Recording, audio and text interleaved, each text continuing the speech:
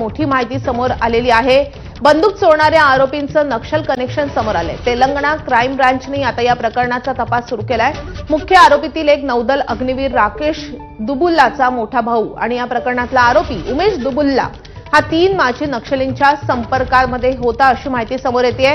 हे तीनही नक्षली याआधी शरण आले होते, मात्र शरणागतीनंतरही ते नक्षल चळवळीतील नेत्यांशी गुप्त संपर्कात होते आणि त्यांच्यासोबत काम करत होते असं उघड झाले। या 3 नक्षल्यांचं आणि उमेश दुबुलाचं वारंवार फोनवरून संभाषणही होत होतं अशी माहिती आता समोर येत आहे। याच पुराव्यांच्या आधारे मुंबई पोलिसांच्या टीमने तेलंगणामध्ये जाऊन तपास केलेला होता।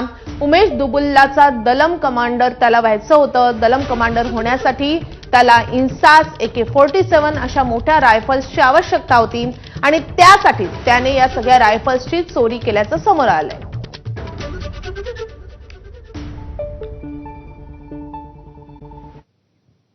तर या बातम्यांसोबतच बुलेटिनमध्ये